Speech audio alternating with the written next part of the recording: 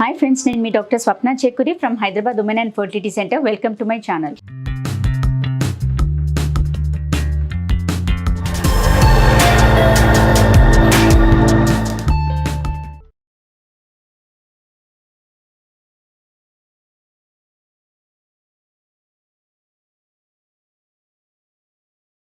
కొందరు ప్రెగ్నెన్సీ కంటే ముందే ఆల్రెడీ కిడ్నీ ప్రాబ్లంతో సఫర్ అవుతూ ఉంటారు.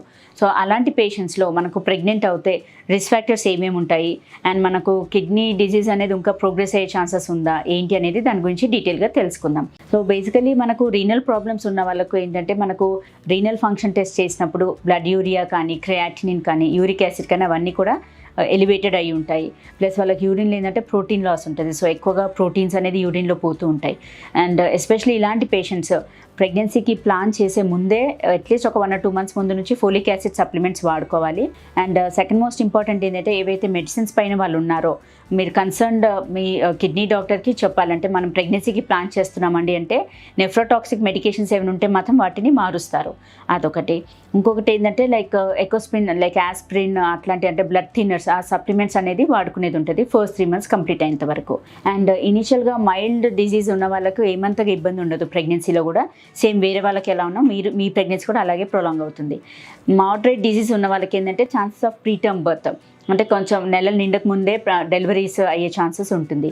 అదే సివియర్ డిజీజ్ ఉన్న వాళ్ళకి ఏంటంటే ఛాన్సెస్ ఆఫ్ ప్రీ ఎక్లాంప్సియా అంటే యూజువల్గా రీనల్ ప్రాబ్లమ్స్ ఉన్న వాళ్ళకు మనకు ప్రెగ్నెన్సీలో బీపీ ఎక్కువ అయ్యే ఛాన్సెస్ ఉంటుంది. దాంతో ఎక్లాంప్సియా ఫిట్స్ వచ్చే ఛాన్సెస్ ఉంటుంది. అండ్ ఆలిగోహైడ్రమియస్ అంటాం అంటే ఉమ్మినీరు తగ్గే ఛాన్సెస్ ఉంటుంది.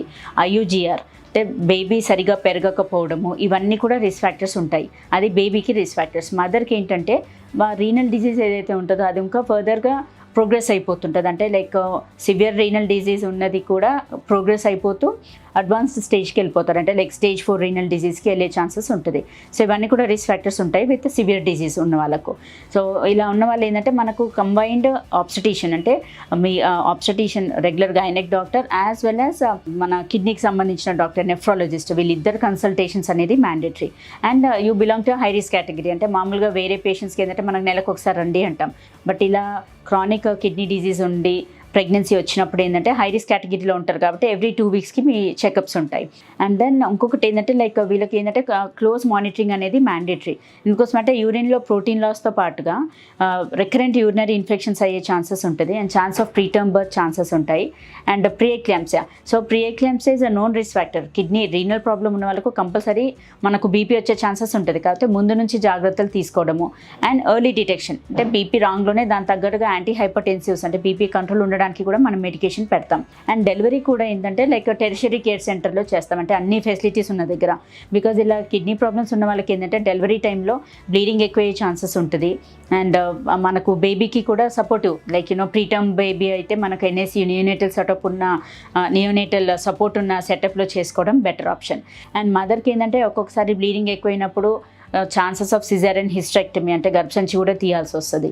సో మల్టీ డిసిప్లినరీ అప్రోచ్ ఉండి అన్ని ఫెసిలిటీస్ ఉన్న దగ్గర డెలివరీ ప్లాన్ చేసుకోవడం బెటర్.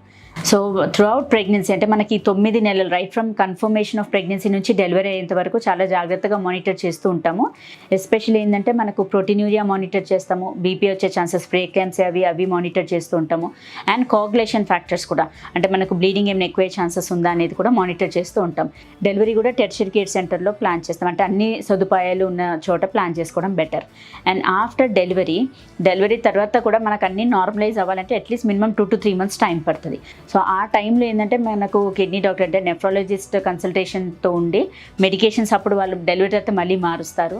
అండ్ ఫ్లూయిడ్ బ్యాలెన్స్ అనేది మనం మెయింటైన్ చేసుకోవాలి. ఎలక్ట్రోలైట్ బ్యాలెన్స్ అంటే పొటాషియం లెవెల్స్ కానీ కాల్షియం లెవెల్స్ కానీ అవి రెగ్యులర్గా చెక్ చేస్తూ దాన్ని మానిటర్ చేస్తూ ఉంటాం.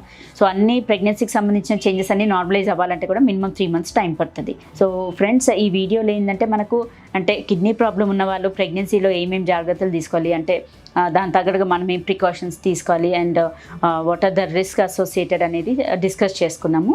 సో ఈ వీడియో మీకు నచ్చినట్లయితే ఇన్ఫర్మేటివ్ అనిపించినట్లయితే please like my video and share with your friends and needy people. Thank you.